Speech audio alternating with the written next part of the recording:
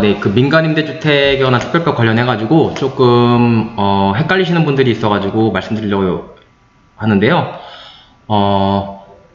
일단은 민간임대주택에 관한 특별법, 이게 요즘 소위 말하는 주택임대사업자 이 관련한 내용들이거든요. 이거 보시면 그 44조에 보면은 임대주택 사업자가 민간 임대주택을 임대하는 경우 최초 임대료는 다음 각호 임대료와 같다라고 되어 있어서 장기 일반 민간 임대주택의 경우 임대사업자가 정하는 임대료, 다만 제5조에 따른 민간 임대주택 등록 당시 존속 중인 임대차 계약, 종전 임대차 계약이 있는 경우에는 그 종전 임대차 계약에 따른 임대료라고 되어 있어요. 근데 가장 많이 조금 헷갈려 하시는 게 그 임대사업자 운영하시는 분들 중에 이제 자기가 집을 사서 이제 종전에 임차인이 들어있고 이제 임대사업자 등록을 하셔가지고 임대료를 받으시려는 경우에 있어서 어떻게 그 주택임대사업자 같은 경우 5%밖에 못 올리잖아요. 종전 임대료의 5%밖에 못 올리는데 1년 단위로 5% 올릴 수 있는 게 아니고 그냥 종전 임대료의 5%밖에 못 올리는데, 그러니까 임대기간이 예컨대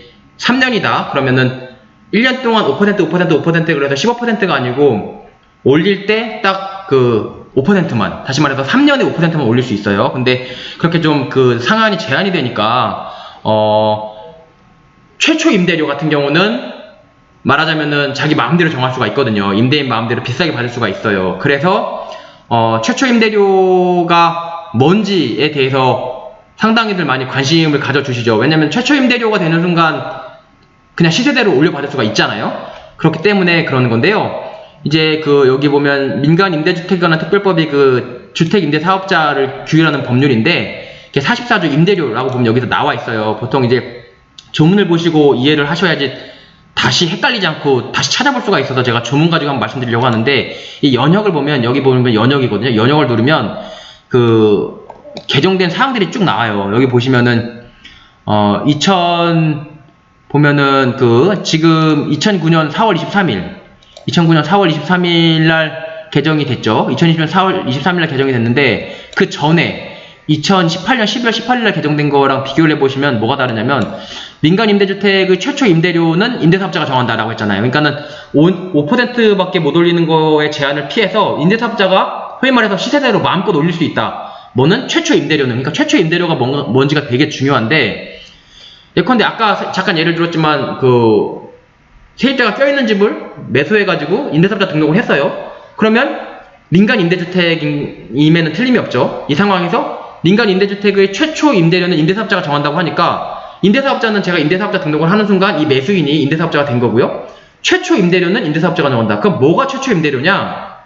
지금까지는 어떻게 해석을 했냐면, 다시 말해서 2019년 4월 23일 전에는 어떻게 해석을 했냐면, 그냥 여기 이 법에 따라서 세입자가 껴있는 집을 양수한 임대사업자가, 이 세입자가 껴있는 상태에서 이 세입자 계약이 갱신이 돼도 이거는 이 양수한 임대사업자 입장에서 보면 최초잖아요. 그러니까는 갱신됐다고 하더라도, 전 임대차가 갱신됐다고 하더라도 이 새롭게 양수해서 임대사업자가 된 이 사람 기준으로 최초 임대료는 갱신된 임대차라고 하더라도 최초 임대료다 라고 해서 이건 임대사업자가 정할 수 있다고 봤어요. 그래서 임대사업자가 시세대로 비싸게 올려받을 수 있었는데, 그러면 전에 좀 비교적 저렴하게 살고 있던 임차인 입장에서는 양도됐다는 이유로, 그 집이 매도됐다는 이유로 새로운 매수인이 임대사업자가 되었다고 해서 시세대로 확 돈을 올려줘야 되는, 월세를 올려줘야 되는 그런 문제가 있었죠. 그래서 어떻게 법이 바뀌었냐면 2019년 4월 23일에 바뀌었는데요. 보시면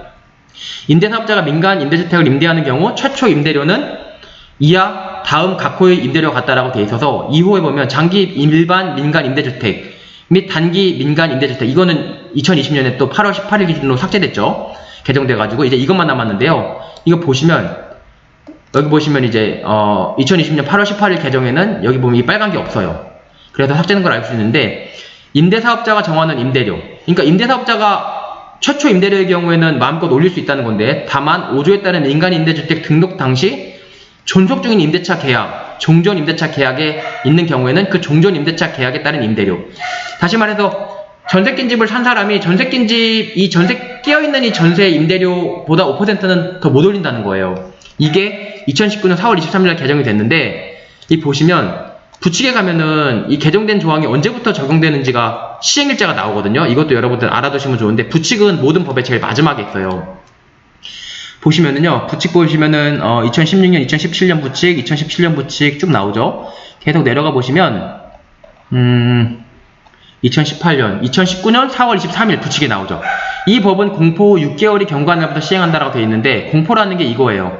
법률 제 16386호로 2019년 4월 23일날 공포를 한 거예요. 그럼 이 법은 이 공포한 2019년 4월 23일로부터 6개월이 경과한 날부터 시행하니까 10월 23일부터 시행이 되는 거죠. 그러면 한번 보면은 제 44조 1항, 아까 본 게 44조 1항 임대료죠. 44조 1항의 개정 규정은 이 법 시행 이후 최초로 등록하는 민간 임대주택부터 적용한다라고 되어 있어요. 이 법 시행 언제예요? 공포한 날부터 6개월 하죠. 공포 언제 했죠?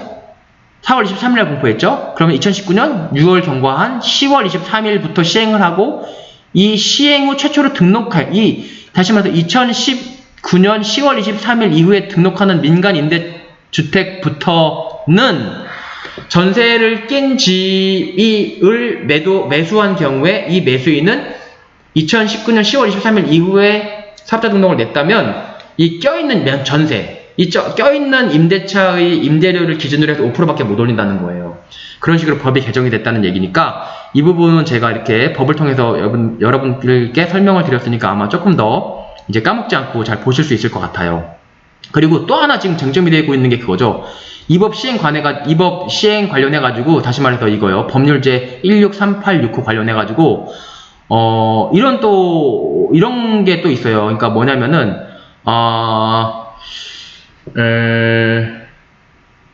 그러니까는 주택임대차보호법에 보면은 뭐라고 되어 있냐면은, 주택임대차보호법이에요. 주택임대차보호법에 보면은, 여러분들이 잘 아는 계약갱신 요구권이라고 나왔잖아요. 계약갱신 요구권이라는 게 나왔는데, 보면은 6조의 3에 있어요. 계약갱신 요구. 임대인은 임차인이 전단의 기간 이내에 6월부터 2월까지죠. 계약갱신 요구할 경우 정당한 사유 시 거절하지 못한다. 여러분들이 잘 아는 계약갱신권이고, 이게 임대차 입법 중에 하나죠. 여기 보면 또 뭐라고 나와있냐면, 제 3항에 보면은, 갱신되는 임대차는 전 임대차와 동일한 조건으로 다시 계약된 걸로 보고, 다만 차임과 보증금은 7조의 범위에서 증감할 수 있다라고 돼 있어서 5%밖에 못 올린다고 되어 있어요. 그러면 약간 의문이 지금 들기 시작하죠. 그러니까는 전세를 낀 집을 매수한 매수인은 임대사업자 등록을 내고 나서, 근데 임대사업자 등록을 2019년 10월 24일 2019년 10월 23일 이후에 등록을 했다면 어떻게 된다고 그랬어요? 그 이후에 등록한 경우에는 기존의 임대차에서 5% 이상은 못 올린다는 거죠. 5% 이상은 못 올린다는 건데, 5% 이상을, 잠깐만, 그럼 어떻게 되는 거죠? 잠깐만요. 괴리가,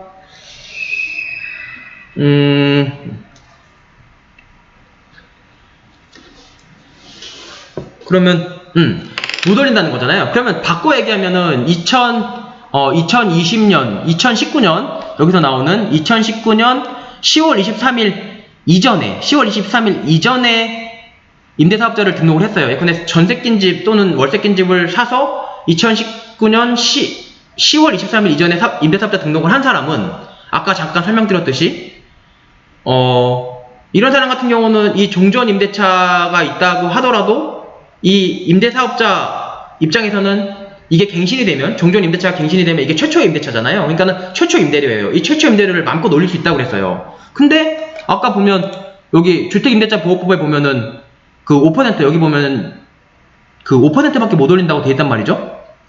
여기 보면은 7조의 범위에서 증감할 수 있다라고 돼 있어서 제 6조의 3의 3항에 보면은 5%밖에 못 올린다고 되어 있고, 이 주택임대차보호법에 적용하는 적용 시기를 보면은 여기 또 부칙에 가면 나와 있거든요. 여기 보시면은 여기 보시면은 2020년 7월 31일이죠. 2020년 7월 31일 부칙 법률제 174705호 보면 이 법은 공포한 날부터 시행한다고 했어요. 공포가 2020년 7월 31일날 공포했잖아요. 근데 이날부터 시행한다는 거고, 그리고 지금 조금 잘 안 보이시는데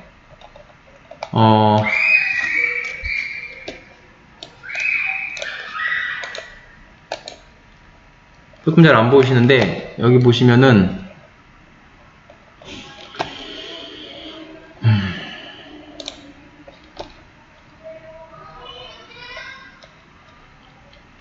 네, 이렇게 쭉 내려가 볼게요. 여기선 좀 잘 보이니까.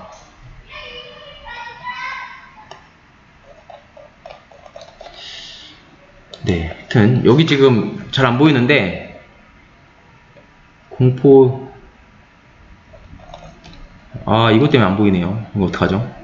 이 법 시행 당시, 그러니까는 이게 뭐냐면 결국 여기 지금 안 보이는데요. 뭐라고 되어 있냐면요. 여기 뭐라고 되어 있냐면 제6조의 3이잖아요. 이게 계약갱신 요건이거든요. 이거의 개정 규정은 이 법 시행 당시 존속 중인 임대차에 대해서 적용한다라고 나와 있어요.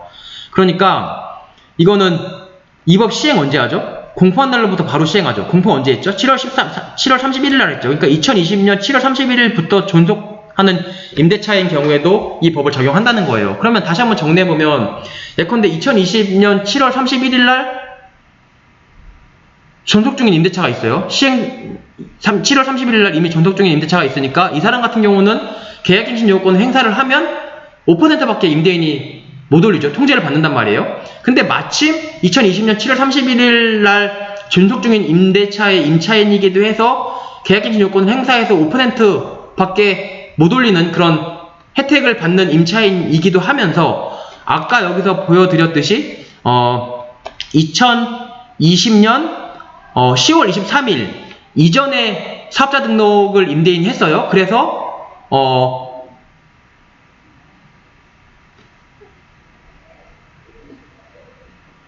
임대인 입장에서는 사업자 등록을 2019년 10월 23일 이후에 한 게 아니고 그 전에 했기 때문에 최초 임대료가 돼가지고 종전 임대차 계약이 갱신이 된 경우, 계약갱신 요건을 행사했든 묵시갱신을 했든